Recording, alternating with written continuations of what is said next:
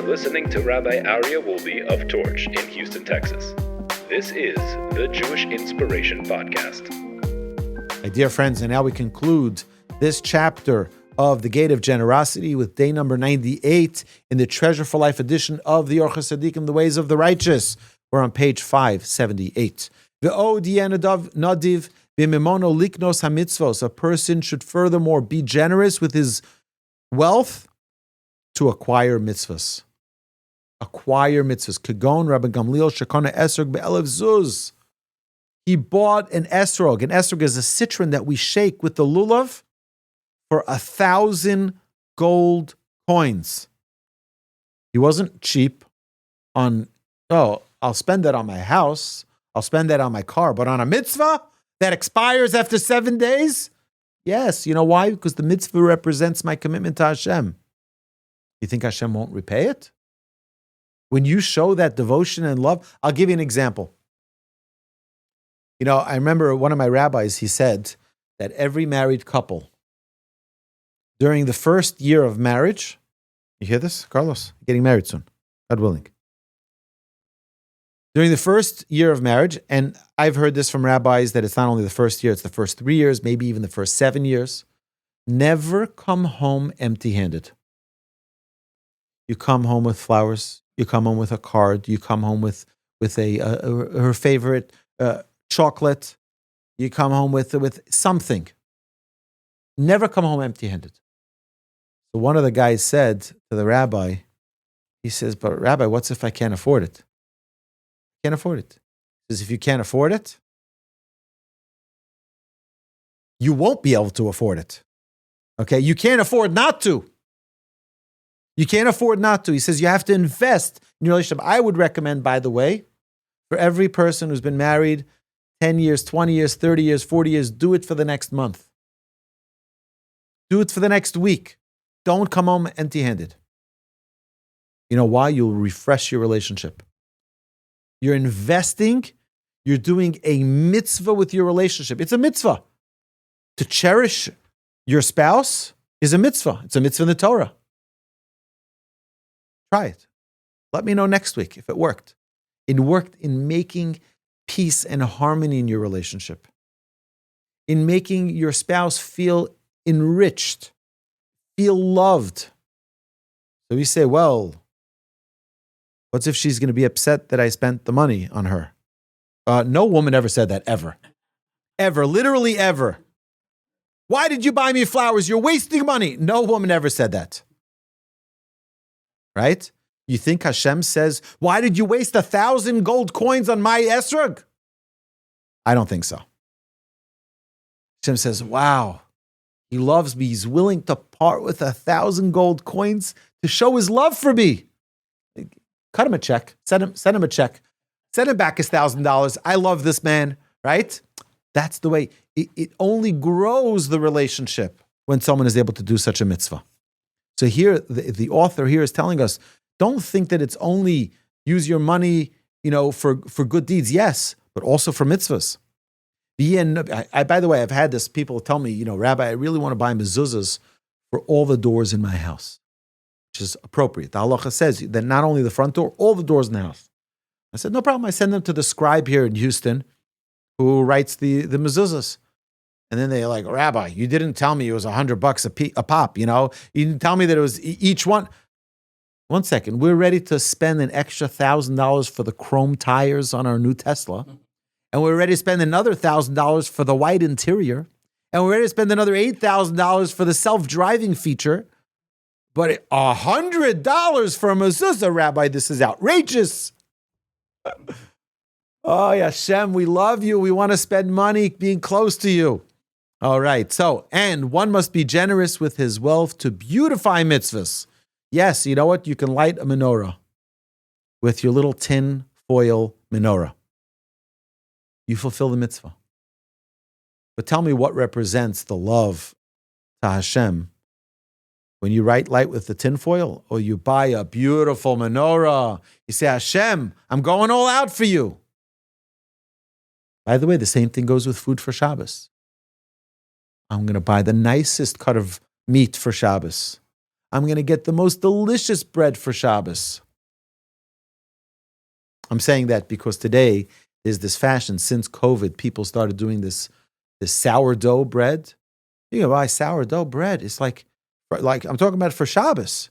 People are spending like $20, $30 on these breads. It's like it's a luxury item. Baruch Hashem. People can afford it. That's great. People want to. It's a special Shabbos, and people want to treat their family. That's great. But one is being generous with a mitzvah. That's beautiful. For the beautification of a mitzvah, one should pay up to a third more than the regular price. For the beautification of the mitzvah. The hidur mitzvah ad shlish. A person should also be generous with his wealth and write and acquire books like we have here in the magnificent Torch Library and lend them to those who do not have them. It used to be that people had one Talmud in a city, one book of Talmud. You didn't have a printing press like you have today. You can go on art school. You can buy all these books, right, David? You can buy all the books you can imagine. It's amazing what we have at our fingertips. An incredible thing. A person should spend their money on that as well. Hon ve'osher bebeso v'tzitkaso medis la'ad. Wealth and riches are in his house, and his charity endures forever, the verse states. V'yeh vatron bazeh shelo yochush yiskalkulu asforim al yidei shalomdim bohem. Person who's doing a mitzvah with his money, like lending out his books, or, by the way, lending out his possessions. You know what? Forgo whether or not it comes back damaged, it comes back used. I know I've been a victim of this myself. Not a victim, it's been a privilege. I'll tell you.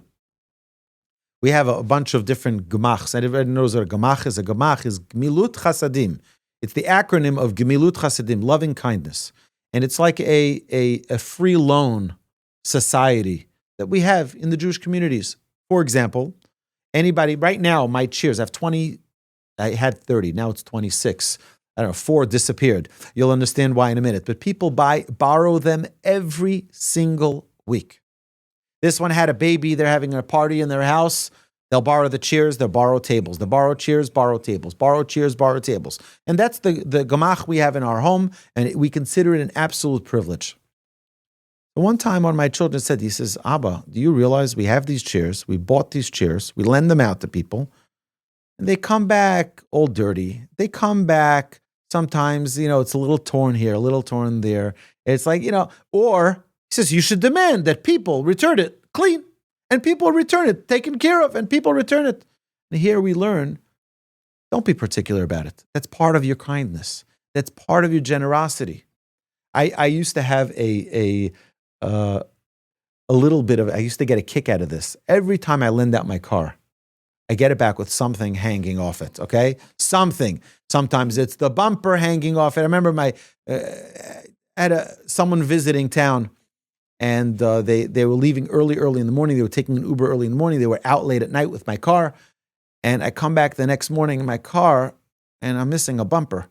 The bumper's like gone. It's off, okay? So, but that's, you know what? That's part of the mitzvah.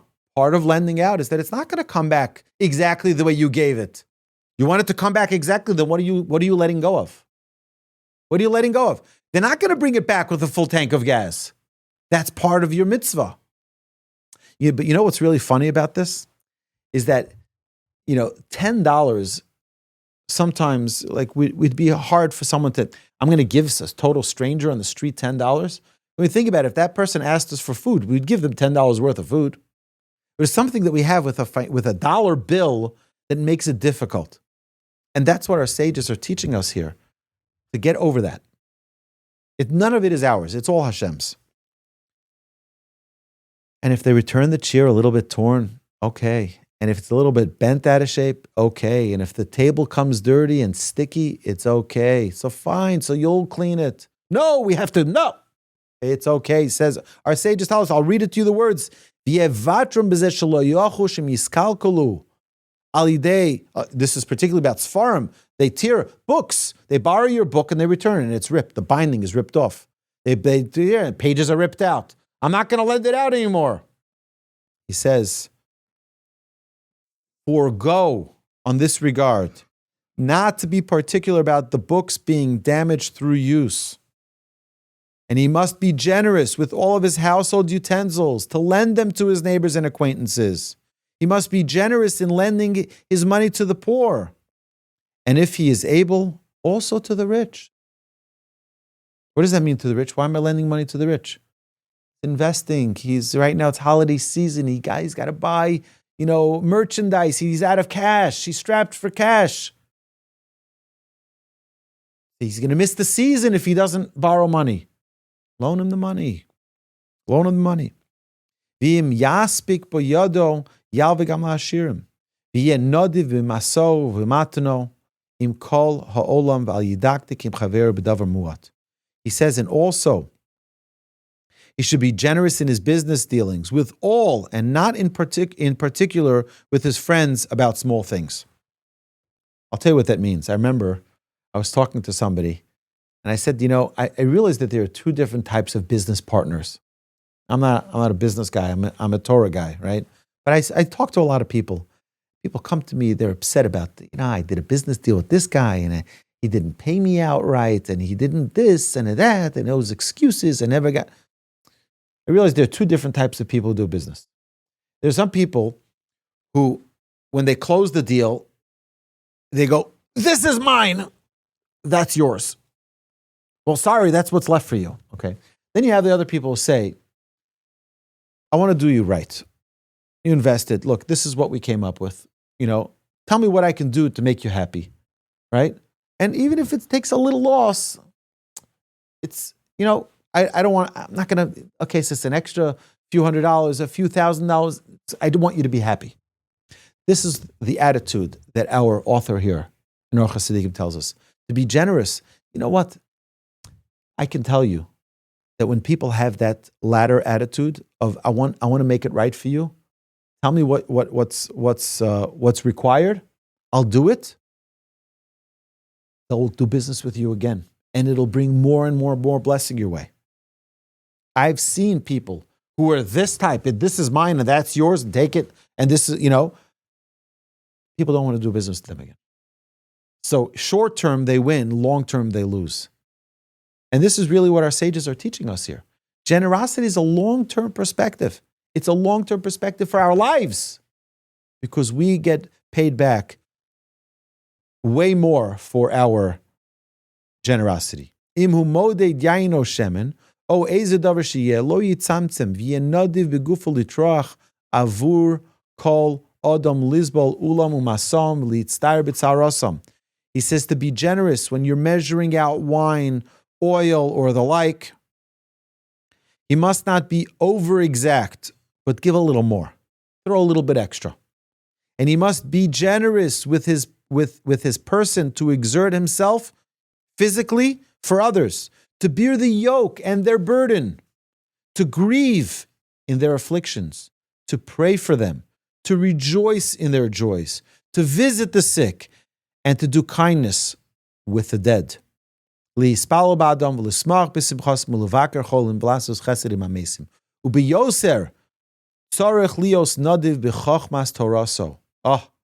hear this, my dear friends? The best type of generosity? Be generous with your Torah wisdom. Be generous. Rabbi Noah Weinberg of blessed memory, the Rosh Hashiva of Esha Torah, used to say, if you know Aleph, teach Aleph. You know Beis, teach Beis. Whatever you know, teach. Be generous. Don't say, I'm not a scholar, I'm not a rabbi, I'm not ordained, I'm not qualified, I'm not skilled. You know something, teach it. To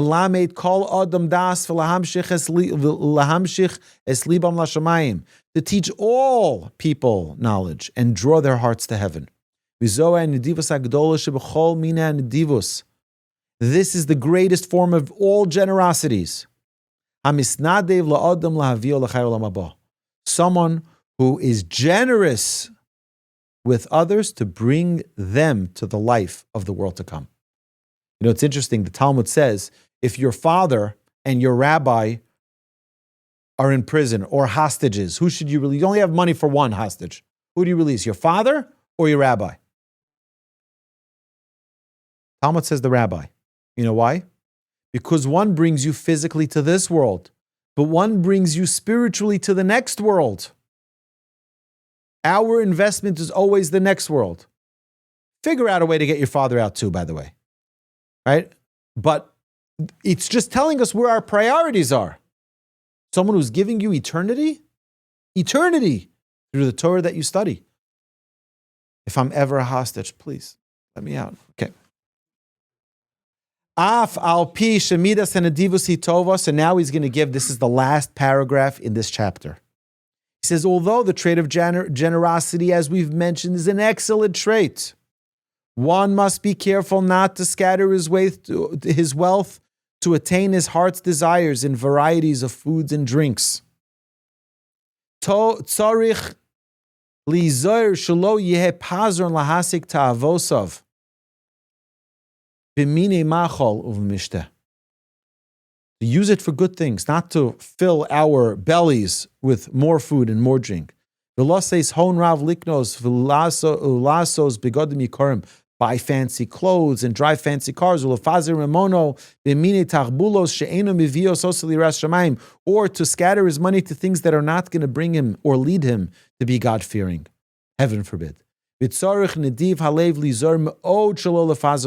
be very, very careful not to waste money. People who have money, it's okay, it's just it's like not a big deal. And the money is like, be very careful. Be very careful not to run after your temptations and your desires and your urges, which bring evil to a person. But rather, he must take care to be generous to good, poor people, to clothe and to feed them with the best. The